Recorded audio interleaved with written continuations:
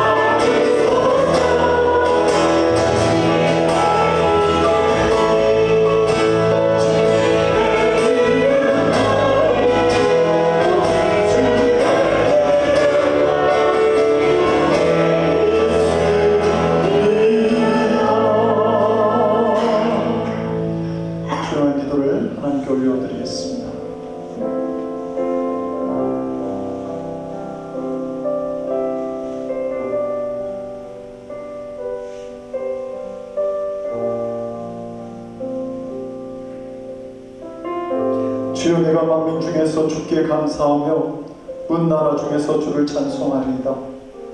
무릇 주의 인자는 커서 하늘에 미치고 주의 진리는 궁창에 이르나이다. 하나님이여, 주는 하늘 위에 높이 들리시며 주의 영광이 온 세계 위에 높아지기를 원하나이다. 아멘. 사도신경으로 신앙 고백합니다. 전능하사 천지를 만드신 하나님 아버지를 내가 믿사오며 그의 아들 우리 주 예수 그리스도를 믿사오니 이는 성령으로 잉태하사 동정녀 마리아에게 나시고 본디오 빌라도에게 권을 받으사 십자가에 못 박혀 죽으시고 장사지 사흘 만에 죽은 자 가운데서 다시 살아나시며 하늘 오르사 전능하신 하나님의 빛난 자 계시다가 저희로서 산 자와 죽은 자를 심판하러 오시리라.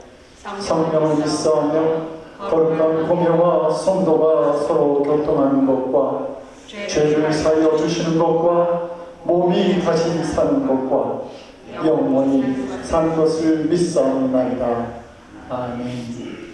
그 자리에 앉아주시기 바랍니다. 찬송가 그 장을 같이 읽으시겠습니다.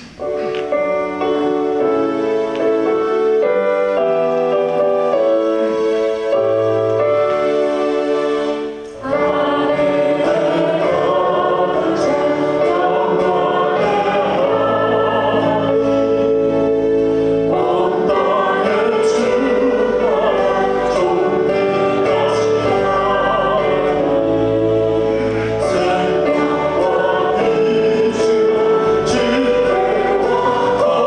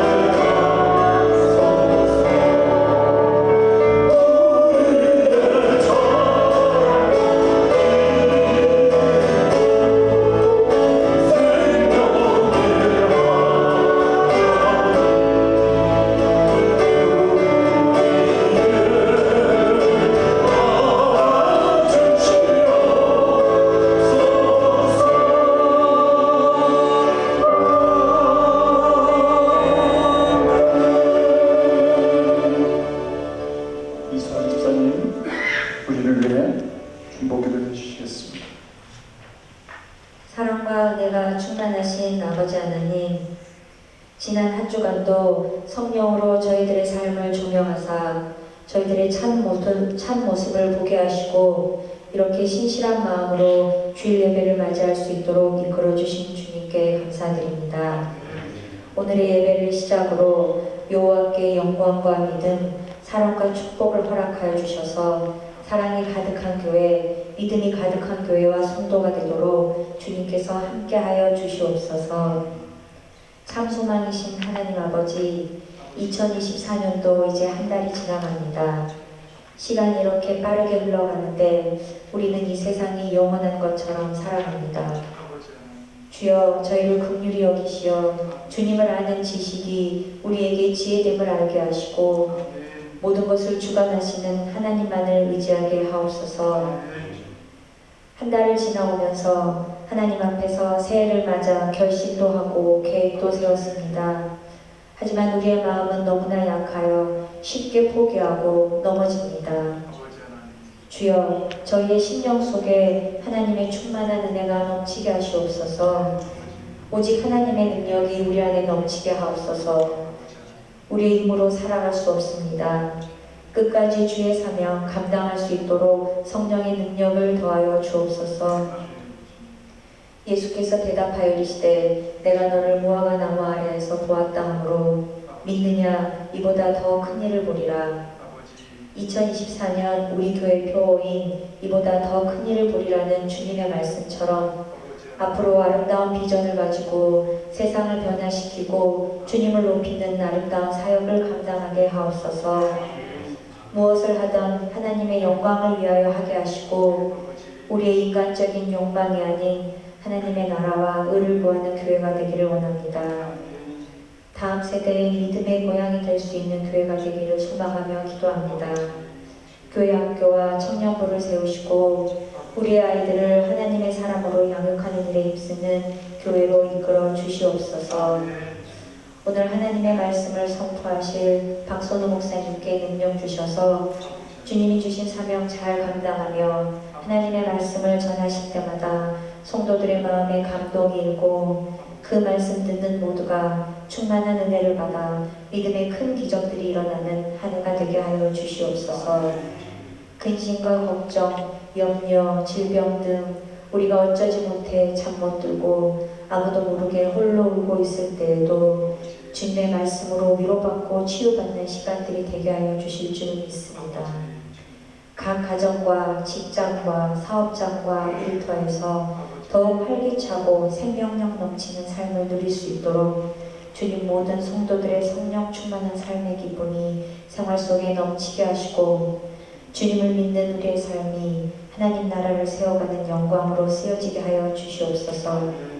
한 주간도 주님께서 지켜주실 것을 믿사오며 우리 주 예수 그리스도 이름으로 기도드립니다.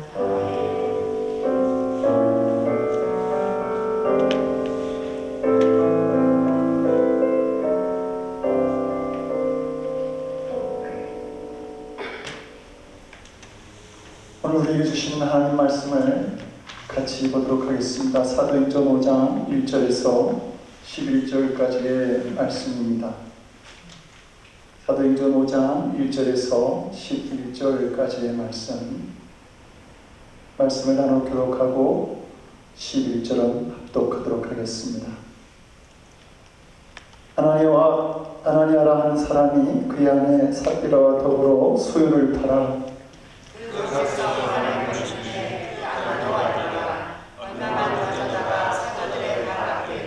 베드로가 이르되 아나니아야 어찌하여 사탄이 내 마음에 가득하여 내가 성령을 쏘기고 땅값 얼마를 감추었느냐. 땅이 그대로 있을 때에는 내 땅이 아니며 하나님께도 내 마음대로 할 수가 없더냐. 어찌하여 이 일을 내 마음에 두었느냐. 사람에게 거짓말한 것이 아니요 하나님께로다. 아나니아가 이 말을 듣고 엎드러져 혼이 떠나니 이 일을 듣는 사람이 다 크게 두려워하더라. 젊은 사람들이 일어나 지식을 써서 내고다가 장사하느라. 3시간쯤 지나 그의 아내가 그 일어난 일을 알지 못하고 들어오니 베드로가 이르되 그 땅 판값이 이것뿐이냐. 내게 말하라 하니 베드로가 이르되 너희가 어찌 함께 깨하여 주의 영을 시험하려 하느냐. 보라, 내 남편을 장사고 오는 사람들의 발이 문 앞에 이르렀으니 또 너를 메어 내가리라 하니. 곧 그가 베드로의 발 앞에 엎드러져 문이 떠나는지라. 젊은 사람들이 들어와 주 것을 보고 메어다가 그의 남편 곁에 장사하니. 온 교회와 이 일을 듣는 사람들이 다 크게 두려워하니라. 아멘. 잠깐 기도하겠습니다. 하나님, 이제 말씀을 드리려고 합니다. 아버지 하나님, 이 말씀을 통해서 깨닫는 자들이 되게 하시고, 우리가 주님 앞에 서는 행동 거지가 아버지 하나님 속과 겉이 동일한, 그래서 언제나 하나님 앞에 순결한 믿음으로 설 수 있는 귀한 믿음의 자세로 설 수 있는 시간 될 수 있도록 주님 말씀 듣는 우리와 함께하여 주시옵소서. 감사드리옵고 예수님 이름으로 기도드립니다. 아멘. 사도행전을 읽다가 사도행전 5장에 이르러서 아나니와 삽비라의 이 사건을 보게 되면 우리 모두는 충격을 받게 됩니다. 초대교회 당시 분위기는 너무도 은혜가 크게 충만한 가운데 있었기 때문입니다. 가장 분명한 증거가 모든 성도들이 자기 재산을 다 교회에 내놓은 것입니다. 그런 와중에 아나니와 삽비라 부부도 자기들의 재산을 팔아서 교회에 헌금하게 되었는데 그들에게 돌아온 것은 죽음이었습니다. 그들은 땅을 팔고서 그 판돈의 일부를 감추어 후 나머지를 사도들에게 가지고 갔기 때문입니다. 그러나 이 은혜 가득한 예루살렘 교회에 이 죽음의 사건이 일어났다는 것은 어찌되었든 충격적인 일이 아닐 수 없습니다. 그런데 우리는 이 말씀을 보면서 여러 가지 질문을 하게 되죠. 아나니와 삽비라가 무슨 큰 잘못을 저질렀습니까? 그들은 자신들의 소유인 땅을 팔아서 바쳤습니다. 물론 다 바치지 않았다고 하더라도 얼마나 큰 헌금입니까? 그의 돈을 떼먹기나 했습니까? 결국 헌금한 것은 아닙니까? 성도 여러분, 여러분들은 어떻습니까? 이 질문에 대해서 맞아 이렇게 생각되어지시는지요? 그런데 만약 이 본문의 말씀을 우리가 잘 받아들이지 못한다고 한다면 우리도 아나니와 삽비라처럼 될 수 있습니다.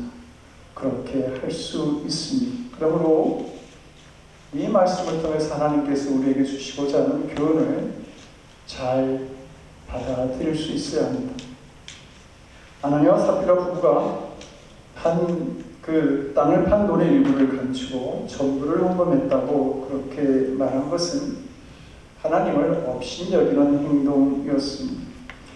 아나니와 삽비라 부부가 거짓말할 때 베드로는 이렇게 말을 하죠. 아나니아야, 어찌하여 사단이 내 마음에 가득하여 내가 성령을 속이고 땅값 얼마를 감추었느냐. 땅이 그대로 있을 때는 내 땅이 아니며 한 후에도 내 이유로 할 수 없다니 어찌하여 이 일을 내 마음에 두었느냐. 사람에게 거짓말한 것이 아니요 하나님께로다. 헌금을 적게 한 것이 문제가 된 것이 아니었습니다. 속이고 거짓말한 것이 문제가 되었던 것이죠. 그것도 하나님께 말입니다. 그들은 자신들의 땅을 팔아서 교회에 바치겠다고 약속했지만 땅을 팔고 보니까 그 땅값이 아까웠습니다. 그래서 그 땅값의 일부를 감추었던 것이죠. 이것이 하나님을 향한 아나니아와 삽비라의 마음이었습니다. 하나님께서는 이렇게 아나니아와 삽비라에 대해서 이런 대접을 받으실 분이 아니었습니다. 하나님은 우리가 죄인이었을 때 독생자를 주셨고 마찬가지로 아나니아와 삽비라를 위해서도 자신의 독생자를 희생하셨습니다. 그러나 아나니아와 삽비라는 드리겠다고 약속한 헌금에서 일부를 뚝 잘랐습니다. 그들은 죄 짓는 일에 함께 모여있고 남편과 아내가 하나님을 속이는 일에 마음이 하나가 되었던 겁니다. 차라리 솔직하게 이야기했다라고 한다면 하나님께서는 그들의 헌금을 드린 헌금만으로도 기뻐하였을 것입니다. 아나니와 삽비라는 큰 헌금을 하면서 동시에 하나님을 업신여겼다고 하는 사실이죠. 우리가 잘못된 믿음을 가지게 되면 큰 헌금을 하고도 하나님을 업신여기는 행동이 될 수 있음을 알아야 합니다. 이것은 참으로 두려운 일이 아닐 수 없습니다.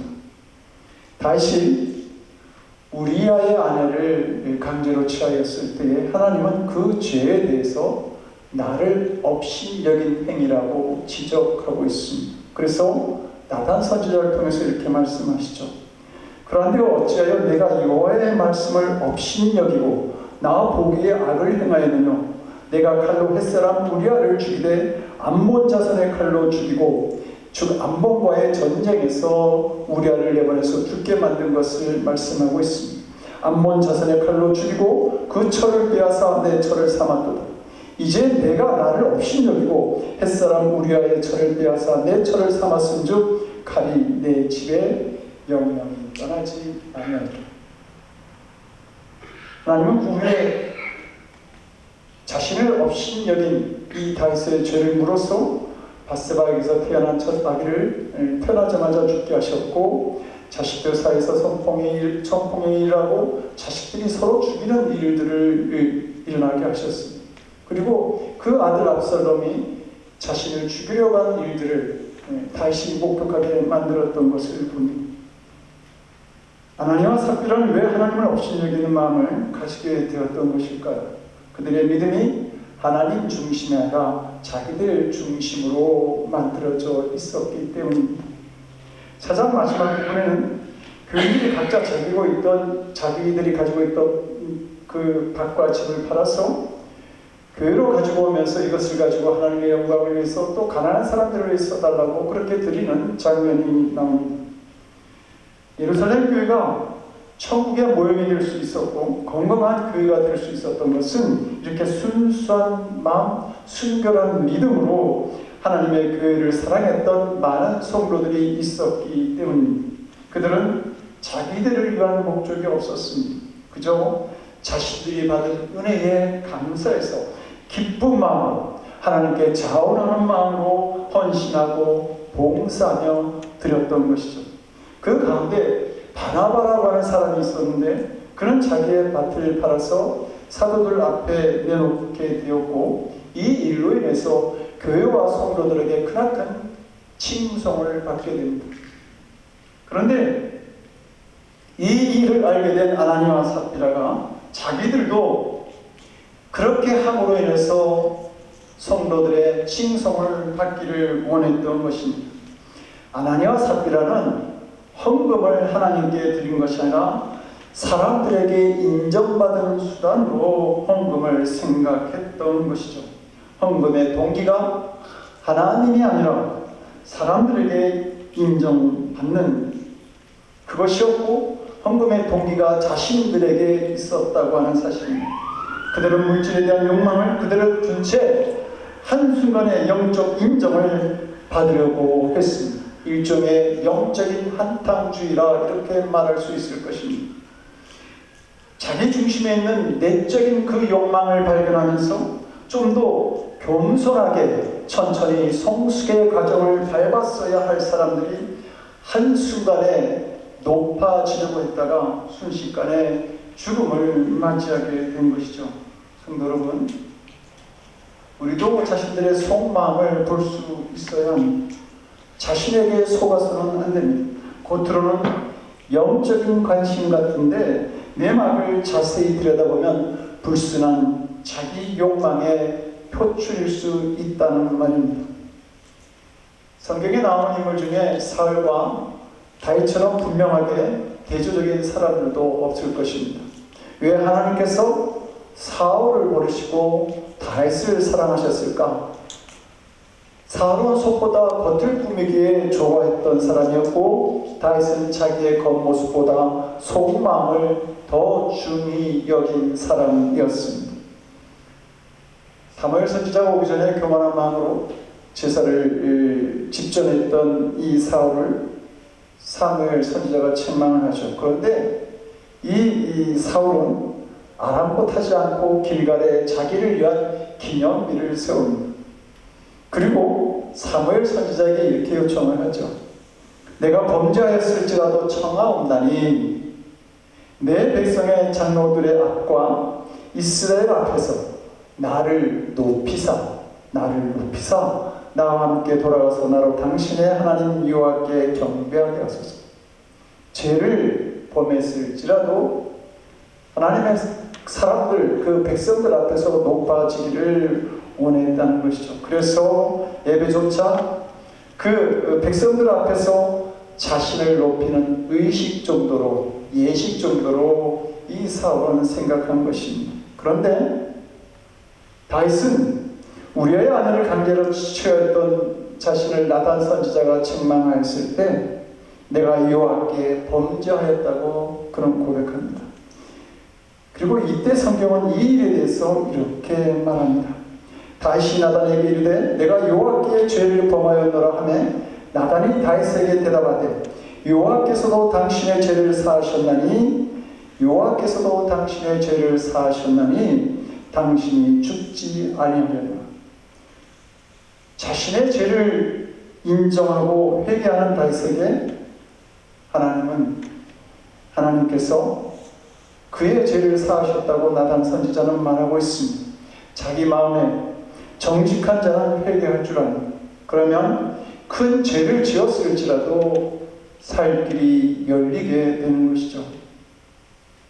우리는 겉으로만 잘하고 마음으로는 하나님을 무시하는 죄, 곧 성령을 속이는 죄를 짓고 살지는 않습니까?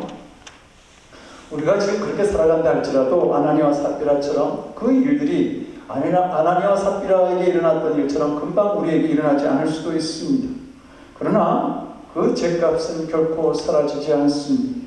마지막에 나타나게 되는 것이죠. 그래서 예수님은 마태복음 10장 20절 21절에서 이렇게 경고합니다. 이러므로 그의 열매로 그들을 알리라. 나더러 주여 주여 하는 자마다 천국에 다 들어갈 것이 아니요 다만 하늘에 계신 내 아버지의 뜻대로 행하는 자라야 들어가리라. 아나니와 삽비라의 사건으로 인해서 일어난 일에 대해서 5절과 11절은 이렇게 기록합니다. 아나니아가 이 말을 듣고 엎드러져 혼이 떠나니 이 일을 듣는 사람이 다 크게 두려워하더라. 온 교회와 이 일을 듣는 사람들이 다 크게 두려워하더라. 성도 여러분, 무엇이 그들을 두렵게 한 것입니까? 그리고 우리가 이 사건을 읽을 때 무엇이 우리를 두렵게 만드는지요? 하나님께서 우리의 중심을 보고 계시다고 하는 사실입니다. 결코 하나님을 속일 수가 없구나. 교회의 주는 하나님이시고 하나님이 다스리고 계시는구나. 이것을 온 예루살렘 교회가 확인하게 되었던 것입니다. 이 깨달음이 교회에 매우 유익한 큰 교훈이 되었습니다. 그리고 순수한 믿음을 회복하고 다시 하나님 앞에 서게 되었을 때에 교회가 더 큰 믿음의 진보를 위해 나아갈 수 있는 큰 밑거름이 되었던 것입니다. 그래서 이 사건이 일어나고 난 다음에 그 예루살렘 교회에 나타난 그 일들에 대해서 사도행전 5장 13절 14절은 이렇게 말합니다. 백성이 칭송하더라. 백성이 칭송했는데 그것은 예루살렘 교회를 향해서 칭송했다는 말입니다. 이 죽음의 사건이 일어났음에도 불구하고 백성들이 예루살렘 교회를 바라보면서 칭송했다고 하는 말입니다. 그리고 이어서 14절에서는 믿고 주께로 나오는 자가 더 많으니 남녀의 큰 무리가 이 예루살렘 교회로 나왔다라고 성경은 증언하고 있습니다. 아나니아와 삽비라의 사건이 오히려 교회로 하여금 이 신앙의 본질을, 교회의 본질을 다시 한번 생각하게 만들었던 것이죠. 믿음을 오직 주님께만 두는 순수한 신앙을 회복하게 될 때에 교회가 부흥하는 역사가 일어났다고 하는 말입니다. 그럼에도 불구하고 우리는 또 질문할 수 있습니다. 이 사건이 정말 죽음을 맞이할 정도로 중대한 그러한 문제가 되는가라고 하는 질문을 할 수 있게 되는 것이죠. 베드로는 이 거짓말에 대해서, 그들이 한 거짓말에 대해서 이렇게 말하죠. 사단이 내 마음에 가득하여라고 말합니다. 공동 번역은 왜 사탄에게 마음을 빼앗겼느냐 이렇게 말하고 있습니다. 오렐리우스 목사님은 이 부분을 강의하면서 이렇게 말합니다. 사탄은 교회 바깥에서 교회를 공격해 들어갈 때에 교회가 강해져서 사탄의 외부의 공격으로부터 교회가 스스로 보호하게 되면 사탄은 전략을 바꾸게 됩니다. 바깥에서 교회 안에 들어가지 않고 교회 안에 있는 사람을 공격해서 교회를 망가뜨린다. 사탄은 교회를 부정하고 더러운 곳으로 만들고 싶어합니다. 그 방법은 교회 안에 있는 사람을 부정하게 만들고 거짓말하는 사람으로 만들게 되면 그런 사람이 있는 교회는 내부적으로 문제가 생기게 되는 것이죠. 그러면 교회는 금방 분란과 분쟁이 있는 곳으로 만들어지게 되는 것입니다. 그러면 교회 부흥은 고사하고 교회가 사회로부터 손가락질 받는 곳이 되어버리고 맙니다. 사탄에게 마음을 빼앗긴 이 아나니아와 삽비라가 두 가지 위험한 일을 만들어낼 수 있었는데, 첫째는 이 죄의 모습이 급격하게 초대교회 전체로 번져나갈 위험이 있었습니다. 성도 여러분, 이상하게도 나쁜 것은 그 영향력이 대단히 빠르고 큽니다. 우리의 육적인 성품 때문에 성령 안에 순수한 믿음을 지켜내기가 너무 어려울 때가 있죠. 그런데 그 대신에 잘못된 것은 금방 전염이 되어서 전체를 지배하고 맙니다. 우리가 마당에 자라는 잡초를 보게 되면 너무 잘 알 수 있습니다. 잔디밭이든 하단이든 걸음을 주지도 않았는데 잡초는 씩씩하게 그렇게 빠르게 번져나가는 것을 볼 수 있는 것이죠. 한국의 잘못된 문화를 지적할 때에 대표적인 것이 체면 문화입니다. 유교적 영향 때문인지 모르지만 속이야 어떻든지 간에 형식을 잘 꾸며야 하는 것이죠. 이런 사람들이 예수님 당시에 유대 교인들이었고 특히 바리새인들이 그러했습니다. 그래서 예수님께서 이 바리새인들을 향해서 독사의 자식들이라고 책망하시고 회칠한 무덤이다. 회를 칠해서 겉은 흰색이고 아주 깨끗하게 보일지 모르지만 그것은 무덤이었기 때문에 악취가 썩는 그 악취가 나는 그러한 자들이라고 책망하셨던 것이죠. 겉으로 잘 보이는 것이 왜 나쁜 것일까? 자기 양심을 속여서 회개하지 못하게 만들기 때문입니다. 번지르르한 그 겉모습에 스스로 만족해 버리는 것이죠. 그러면 진정한 회개가 그 안에서 나타날 수 없는 것입니다. 이러한 생활이 결코 우리의 믿음을 바로 세울 수 없다고 하는 사실입니다. 그러므로 갈라디아서 1장 7절은 믿음을 가진 우리들에게 이렇게 경고합니다. 스스로 속이지 말라. 하나님은 만물의 여김을 받지 아니하시나니 사람이 무엇으로 심든지 그 마음에 심는 대로 그대로 거두게 되리라고 말입니다. 순결한 신부 같은 교회, 때리면 맞아야 하고 찌르면 피를 흘려야 하는 이 교회를 향한 사탄의 공격에 대해서 하나님은 즉각적인 보복을 행하셨습니다. 하나님께서는 사탄의 음모로부터 교회의 순수성을 보호하시기를 원하셨고, 그래서 사탄의 하수인이 되어 성령과 교회를 기만한 이 아나니아 부부를 엄격하게 심판하신 것입니다. 10절을 보면 곧 엎드려져라고 하는 표현이 있는데, 이것은 하나님의 심판이 얼마나 신속하게 집행되고 있는가를 강조하고 있는 말씀인 것이죠. 거짓된 믿음이 누룩처럼 번져나가는 것을, 예루살렘 교회와 초대교회에 번져나가는 것을 하나님은 속히 막으셨던 것입니다. 두 번째는 사탄에게 마음을 빼앗긴 그들로 인해서 하나님의 구원의 역사가 예수 그리스도로 말미암아 시작되어진 이 구원의 역사가 후퇴하는 일이 일어날 수 있었던 겁니다. 당시 유대교회는 하나님을 너무도 잘 믿고 있었지만 하나님은 그들을 버렸습니다. 이유는 형식적이고 율법주의적인 신앙생활 때문이었습니다. 겉으로는 잘합니다. 내적으로는 하나님을 잘 공경한 것 같은데 마음은 아니었습니다. 그래서 이 율법주의가 결국 한 일이 뭡니까? 예수 그리스도를 십자가에 못 박아 죽게 만든 것입니다. 요한복음 5장을 보게 되면 베드스다 연못가에 38년 된 병자가 고침을 받게 되었을 때에 율법주의자들이 이 일을 기뻐하기는커녕 오히려 그를 고친 예수님을 잡아 죽이고자 혈안이 되어서 찾아다닌 것을 보여주고 있습니다. 안식일에 병자를 고쳐서는 안 된다는 그 율법 때문이었습니다.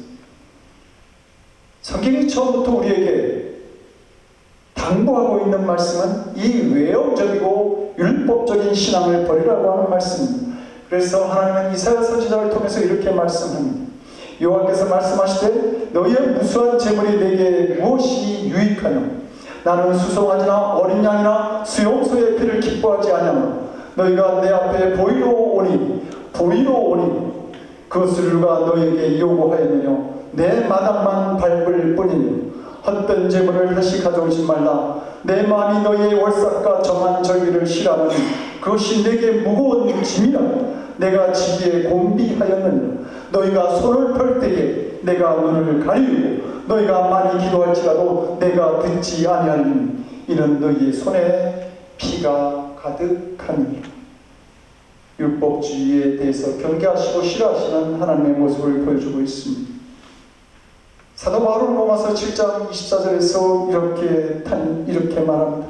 오라 나는 공고한 사람이로다 누가 나를 이 사망의 몸에서 건져내겠는가 라고 탄식하죠.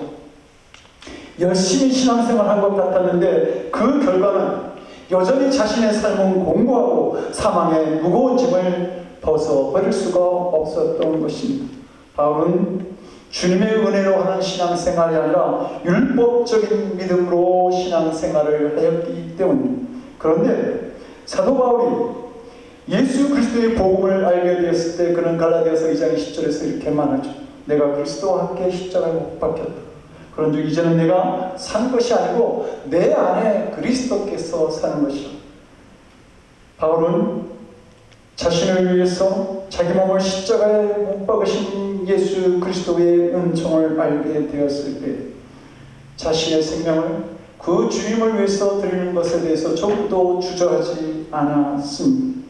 율법을 벗어 던지게 되었을 때에 그리스도의 복음이 들리고 예수님께서 그에게 주셨던 은혜가 보여줬던 것입니다.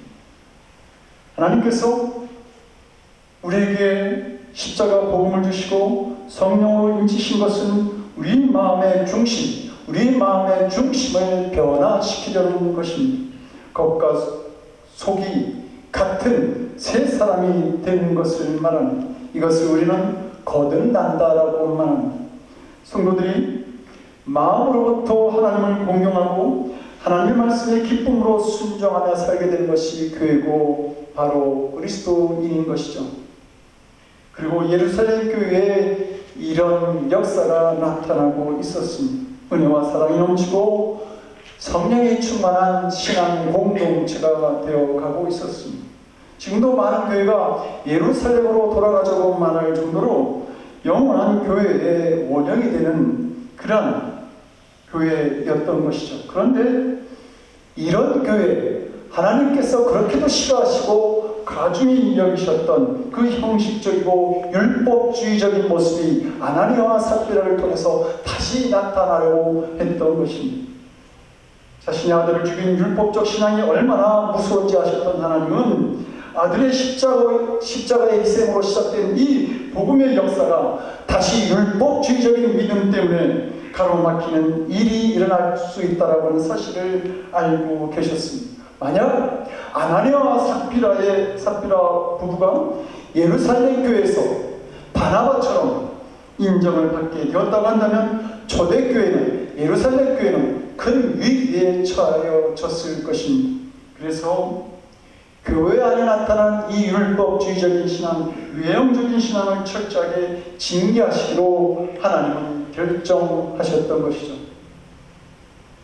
사랑하는 성도 여러분, 마음의 정결함, 신앙의 순수함, 그것은 성도가 승리하는 삶을 살아가는 데 있어서 너무나도 중요한 것입니다. 오늘 가장 중요한데도 또 가장 무시당하는 것이 있는데 그것은 바로 순결이라고 하는 겁니다. 심지어 졸업까지 합니다. 아직까지 순결을 지키고 있냐고 순결한 것을 부끄럽게 만듭니다. 그런데 이것이 영적 생활에도 나타나는 것을 볼 수 있습니다. 주님만 바라보는 그 믿음을 가지고 신앙생활을 하면 융통성이 없다고, 혼자만 깨끗한 척한다고, 너만 예수 믿냐고 놀리는 일이 있습니다. 그러나 순결이 순수한 믿음으로 주님만 바라보는 이 믿음이 하나님과 동행하는 조건이며 성도가 가질 수 있는 능력의 원천이 됩니다. 순결치 않은 성도는 구원의 축복을 누릴 수가 없습니다. 마치 아담과 하하가 그 죄가 그 마음에 들어와서 선악과를 따먹게 되었을 때에 에덴의 축복을 잃어버리게 된 것처럼 말입니다. 예수님을 만나서 제사함과 구원의 은총을 받게 된 삭개오는 예수님과 많은 사람들 앞에서 이렇게 고백합니다. 주여 보시옵소서, 내 수의 절반을 가난한 자들에게 주겠사오며 만일 이것을 토색한 일이 있으면 네 배나 갚겠나이다. 누가 삭개오 보고 자기 자손을 내놓으라고 말하지도 않았지만 그는 차원에서 그런 약속을 합니다. 누가 너는 남의 재산을 토색했어, 훔쳤어 라고 고발하지도 않았지만 주님의 은혜를 알게 되니까 자기가 지은 죄가 스스로 보여지게 되었던 것이죠. 성경을 보면 삭개오가 이 말을 할 때에 앉아서 한 것이 아니라 모든 사람들이 볼 수 있도록 서서 이 고백과 약속을 하였다고 말하고 있습니다. 그만큼 예수님과 함께 있는 기쁨, 주님과 함께하는 기쁨이 컸던 것입니다. 순결한 성도는 하나님의 임재가 기쁩니다. 그러나 순결을 잃은 성도는 신랑 대신 하나님의 임재가 두렵게 느껴집니다. 성도 여러분, 하나님의 은혜는 우리 모두에게 동일하게 찾아오죠. 그러나 그것을 누리지 못한다고 한다면 그것이 무슨 소용이 있겠습니까? 성도 여러분, 위형적이고 형식적인 이 불순한 율법적 신앙에 매달리지 마시고 순수한 믿음으로, 순수한 믿음, 나의 마음이 이 땅의 자랑과 이 땅의 욕망과 이 땅의 재산을 바라보는 것이 아니라 오직 주님만 바라보는 순수한 믿음으로 그 주님 앞에 설 수 있기를 바랍니다. 우리의 죄를 사하시는 주님은 순결하신 분입니다. 우리의 순결한 믿음의 역사하실 하나님을 기대하면서 날마다 기쁘고 담대한 삶을 살아나가는 하나님의 자녀된 성도들의 삶이 있기를 주님의 이름으로 간절히 축원드립니다. 기도하시겠습니다. 우리의 순결한 믿음을 기뻐하시는 하나님, 오직 아버지 하나님만을 바라보셨던 그 어린 양 되신 예수님의 순결한 믿음을 우리가 본받게 하여 주시옵소서. 외형적이고 율법적인 그런 거짓된 신앙을 버리고 오직 주님만을 바라보면서 주님이 주신 은혜의 기쁨을 크게 누리는 저희들이 되기를 원하옵나니 주님, 우리가 그 믿음으로 주님 앞에 설 수 있도록 우리를 도와주시옵소서. 십자가에서 그 몸을 들이시매 우리의 죄를 사하시고 순결한 자녀로 서게 하신 우리 주 예수 그리스도 이름 받들어 간절히 기도드려옵나이다. 아멘. 다시 찬송가 426장 찬송하시고 3절 찬양하실 때는 일어나서 찬양하시겠습니다.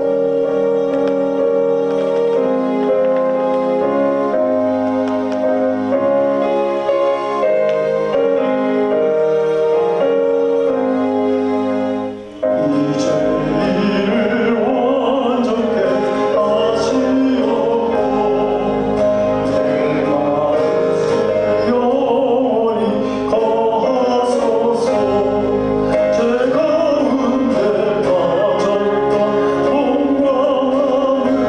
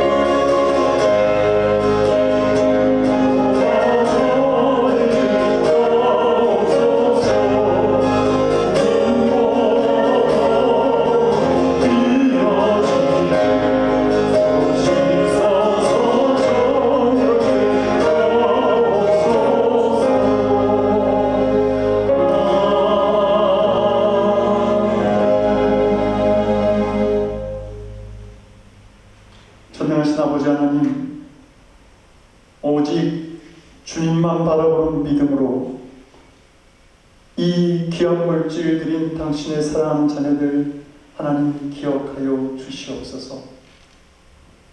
이 땅에 많은 것 아버지 하나님 우리에게 허락하심에 믿음의 눈으로 보고 감사하며 이 물질을 구분하여 드리는 하나님의 자녀된 성도들 기억하셔서 아버지 하나님 저들이 하나님의 영광을 위해서 구하는 것이 그 무엇이든지 간에 하나님 채우시고 역사하셔서 나와 함께 하시는 하나님의 은혜를 경험하며 기뻐하며 담대하게 이 세상을 살아나갈 수 있는 성도들 되도록 주님 역사하여 주시옵소서. 아버지 하나님 우리가 드린 물질을 사용하는 곳에서도 함께 하셔서 우리가 하나님의 영광을 온전히 나타내고 예수 그리스도의 복음을 널리 펼 수 있는 곳에 이 복음이 사용되어지도록 또한 사용할 수 있는 지혜와 믿음을 우리에게 허락하여 주시옵소서. 감사드리옵고 우리 주 예수 그리스도를 받들어 간절히 기도드리옵나이다. 아멘. 같이 인자주시기 바랍니다. 그 소식을 알려드리겠습니다. 우리 양준혁 유경아 목사님 네 분이 브라질을 2월 3일부터 2월 20일에 다녀오십니다. 잘 다녀오시라고 예들 위해 인사를 나눠주시면 좋겠습니다. 믿음으로 모임은 한 주를 연기합니다. 그리고 군지는 박선호 목사님 가정을 위해서 기도합니다. 하나 이 시간 들어서 광고를 하는 것은 그 대진 청년이 칼스베드에 직장이 돼서 그곳으로 내려가게 되었습니다. 위에서 기도해 주시기 바랍니다. 마지막으로 광고 하나 더 드리는 것은 우리 박정수 선교사님, 미얀마에서 선교하시는 박정수 선교사님 이번 주 수술을 하시게 됩니다. 2월 1일 날 수술을 하시는데요. 신장암 수술을 하실 때에 잘 준비하고 또 수술이 잘 되고 또 회복도 잘 이루어질 수 있도록 여러분들을 기억하셔서 함께 기도해 주시기 바랍니다. 이제 다 같이 나셔서 주기도문 찬양하시고 축도를 마치겠습니다.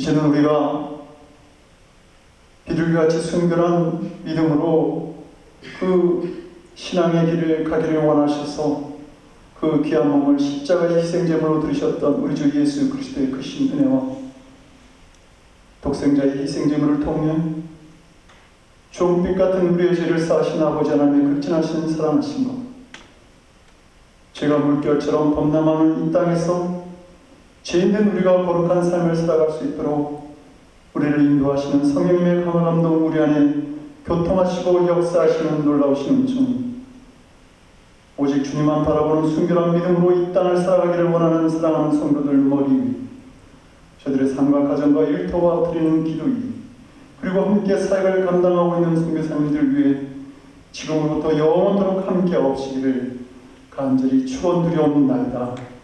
아멘.